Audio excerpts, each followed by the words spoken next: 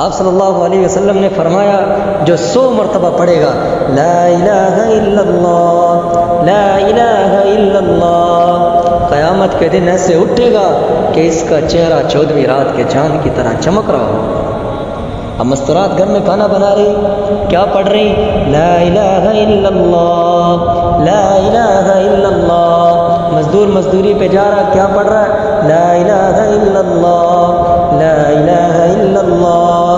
بچے اسکول جا رہے، کیا پڑھ رہے؟ لا الہ الا اللہ لا الہ الا اللہ۔ آپ صلی اللہ علیہ وسلم نے فرمایا کیا ہی خوبصورت بات، کیا ہی خوبصورت حدیث۔ آپ نے فرمایا کلمتانی خفیفتانی علی اللسان ثقیلتان فی المیزان حبیبتانی الی الرحمن سبحان اللہ وبحمدہ سبحان اللہ العظیم۔ فرمایا 2 کلمے ہیں زبان پر بہت ہی ہلکے، قیامت کے دن ترازو میں بہت وزنی اور اللہ کو بہت محبوب ہیں۔ وہ کیا ہے؟ سبحان اللہ وبحمدہ سبحان اللہ العظیم سبحان اللہ وبحمدہ سبحان اللہ العظیم۔ اب مزدور سائیکل چلا رہا، کیا پڑھ رہا ہے؟ سبحان اللہ وبحمدہ سبحان اللہ العظیم۔ گاڑی چلا رہا، کیا پڑھ رہا ہے؟ سبحان اللہ وبحمدہ سبحان اللہ العظیم۔ دکان پہ بیٹھا ہوا، آفس میں بیٹھا ہوا، کھیت میں ہل چلا رہا، کیا پڑھ رہا ہے؟ سبحان اللہ وبحمدہ سبحان اللہ العظیم۔ آپ صلی اللہ علیہ وسلم فجر کی نماز کے لیے مسجد میں جا رہے، اور آپ کی بیوی حضرت جویریہ رضی اللہ تعالی عنہ مصلی پر بیٹھی ذکر کر رہی۔ اس سے کیا پتہ چلا کہ جب آپ مسجد میں آؤ تو آپ کی بیوی کہاں پر ہو بھائی؟ مصلی پر ہو۔ اب آپ صلی اللہ علیہ وسلم فجر کے بعد واپس گھر نہیں آئے، اشراق کے بعد واپس نہیں آئے۔ حدیث کے الفاظ ہیں بعد ان اضحیٰ، چاشت کے بعد واپس گھر تشریف لائے۔ جب سورج میں تیزی آ گئی، کم از کم 2.5 سے 3 گھنٹے کا وقت، جب اللہ کے نبی واپس آئے نا تو حضرت جویریہ رضی اللہ تعالی عنہ اسی طرح مصلی پر بیٹھی ذکر کر رہی تھی۔ واہ واہ، اتنا لمبا ذکر یہ کب ہو سکتا ہے؟ جب اللہ سے تعلق ہو، اللہ سے محبت ہو، اللہ کی عظمت دل میں ہو، تب اتنا لمبا ذکر ہو سکتا ہے بھائی۔ اللہ کے نبی نے پوچھا جویریہ میں جب سے گیا ہوں اس وقت سے اب تک اب ذکر کر رہی ہو؟ فرمایا جی یا رسول اللہ میں اس وقت سے اب تک ذکر کر رہی ہوں۔ اب اللہ کے نبی کو پتہ تھا کہ ہم جیسوں نے بھی آنا ہے، انہوں نے اتنا لمبا ذکر کوئی نہیں کرنا۔ اللہ کے نبی نے کام آسان کر دیا، فرمایا جویریہ میں نے تمہارے بعد 4 کلمات 3 مرتبہ کہے، اس کا اجر تمہارے صبح سے اب تک کے ذکر سے زیادہ افضل ہے۔ وہ کیا ہے؟ سبحان اللہ وبحمدہ عدد خلقہ ورضا نفسہ وزنۃ عرشہ ومداد کلماتہ۔ سبحان اللہ وبحمدہ عدد خلقہ ورضا نفسہ وزنۃ عرشہ ومداد کلماتہ۔ سبحان اللہ وبحمدہ عدد خلقہ ورضا نفسہ وزنۃ عرشہ ومداد کلماتہ۔ آپ صلی اللہ علیہ وسلم نے فرمایا جو کثرت سے درود شریف پڑھے گا، کثرت سے درود شریف پڑھے گا، جنت میں اس کو میرا پڑوس ملے گا۔ اب سائیکل والا، مزدور، مل کا مالک ہو یا مل کا چوکیدار ہو، عورت ہو یا مرد ہو، اللہ کے نبی کا پڑوس لے سکتا ہے۔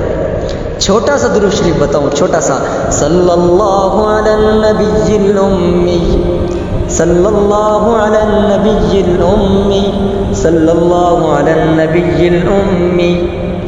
اب کون کون اللہ کے نبی کا پڑوس چاہتے ہیں؟ ہاں، لوگ دونوں ہاتھ کھڑا کرتے ہیں، جذبہ ہونا چاہیے، اچھی بات ہے، محبت کا تقاضا یہی ہے۔ لیکن علماء نے لکھا ہے جو 300 مرتبہ پڑھے گا نا وہ کثرت میں شامل ہو جائے گا۔ ہاں، جب اللہ سے محبت ہوگی، اللہ سے تعلق ہوگا، اللہ کے نبی سے محبت ہوگی، اللہ کے نبی کی عظمت دل میں ہوگی تو درود شریف پڑھتے ہوئے مزہ آئے گا۔ جیسے گلاب جامن کا نام لو نا تو جس کو گلاب جامن اچھا لگتا ہے اس کے منہ میں پانی آتا ہے نا، ہاں نام سن کے ہی مزہ آتا ہے۔ ایسے ہی جب اللہ کے نبی سے محبت ہوگی تو درود شریف پڑھتے ہوئے مزہ آئے گا۔ کیا درود شریف؟ صلی اللہ علی النبی الامی، صلی اللہ علی النبی الامی، صلی اللہ علی النبی الامی۔ آپ صلی اللہ علیہ وسلم نے فرمایا جو ایک مرتبہ درود شریف پڑھے گا اللہ کی 10 رحمتیں اس پر نازل ہوں گی، 10 گناہ اس کے معاف ہو جائیں گے، 10 نیکیاں لکھی جائیں گی، 10 درجے بلند ہو جائیں گے۔ واہ واہ کیا زبردست بات ہے۔ ہاں ایک عجیب قصہ آیا، ایک صحابی آئے اللہ کے نبی کے پاس، فرمایا یا رسول اللہ میں نے جو ذکر کا وقت طے کیا ہے اس میں کتنا وقت درود شریف کو دے دوں؟ انہوں نے وقت طے کیا تھا، جیسے آج وقت طے ہوتا ہے نا، یہ ذکر کا وقت، یہ جم کا وقت، اور یہ کھیل کا وقت، یہ فٹ بال کا وقت، یہ کرکٹ کا وقت، اسی طرح ذکر کا بھی تو وقت ہو بھائی، اسی طرح نماز کا وقت بھی تو ہو بھائی، قرآن کا وقت بھی تو ہو۔ تو فرمایا یا رسول اللہ میں نے جو ذکر کا وقت طے کیا ہے اس میں کتنا وقت درود شریف کو دے دوں؟ پھر خود ہی فرمایا یا رسول اللہ 1/4 وقت درود شریف کو دے دیتا ہوں، باقی دوسرے ذکر اعمال۔ آپ نے فرمایا ٹھیک ہے لیکن درود شریف زیادہ کر لو تو بہتر ہے۔ عرض کیا حضور 1/3 وقت درود شریف کو دیتا ہوں، باقی دوسرے ذکر اور اعمال۔ فرمایا ٹھیک ہے درود شریف زیادہ کر لو تو بہتر ہے۔ پھر فرمایا یا رسول اللہ میں آدھا وقت درود شریف کو دیتا ہوں اور آدھا دوسرے ذکر اعمال۔ آپ نے فرمایا درود شریف زیادہ کر لو تو بہتر ہے۔ فرمایا یا رسول اللہ میں 2/3 وقت درود شریف کو دیتا ہوں، باقی دوسرے ذکر اعمال۔ آپ نے فرمایا بہتر ہے درود شریف زیادہ کر لو تو بہتر ہے۔ فرمایا اچھا اب میں سارا وقت ہی درود شریف کو دیتا ہوں، میں درود شریف ہی وقت پڑھتا رہوں گا۔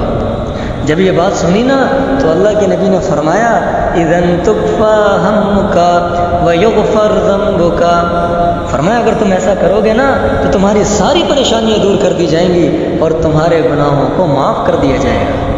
اللہ کے نبی نے فرمایا جو کثرت سے استغفار کرے گا، جو کثرت سے استغفار کرے گا اللہ ہر پریشانی سے اسے نکالے گا، ہر تنگی سے اسے نکالے گا، اللہ وہاں سے رزق دے گا جہاں سے وہم و گمان بھی نہیں ہوگا، اللہ وہاں سے کام بنائیں گے جہاں سے وہم و گمان بھی نہیں۔ اور بھائی استغفار پر وعدے ہیں، لولا تستغفرون اللہ لعلکم ترحمون، وہ استغفار کیوں نہیں کرتے؟ اللہ کی رحمتیں آئیں گی۔ وما كان الله ليعذبهم وانت فيهم وما كان الله معذبهم وهم يستغفرون۔ اللہ فرما رہے ہیں، اللہ اپنے نبی سے فرمایا کہ جب تک آپ ان میں موجود ہیں نا ان پر عذاب نہیں آئے گا، اور پھر اگر آپ چلے گئے تو جب تک یہ استغفار کرتے رہیں گے ان پر عذاب نہیں آئے گا۔ امام احمد بن حنبل رحمۃ اللہ علیہ کے بارے میں آتا ہے نا کہ سفر پہ تھے، کہیں سفر پہ رات ہو گئی، نماز پڑھی کسی مسجد میں عائشہ کی، تو انہوں نے سوچا کہ رات یہاں گزار لو۔ انتظامیہ نے کہا نہیں بھائی مسجد بند کرنی ہے، سارے باہر نکل جاؤ۔ انہوں نے کہا بھائی میں مسافر آدمی ہوں، میں نے رات ٹھہرنی ہے۔ تو انتظامیہ نے کہا نہیں بھائی اجازت نہیں ہے مسجد میں ٹھہرنے کی، لیکن انہوں نے نا اپنا تعارف نہیں کروایا۔ ایک آدمی وہ سن رہا تھا، اس نے دیکھا، اس نے کہا بزرگ آدمی لگتے ہیں، بڑے بھلے آدمی لگتے ہیں۔ اس نے کہا ایسا کریں آپ میرے ساتھ چلیں، آپ میرے گھر پہ رہ لیں۔ ساتھ لے گیا۔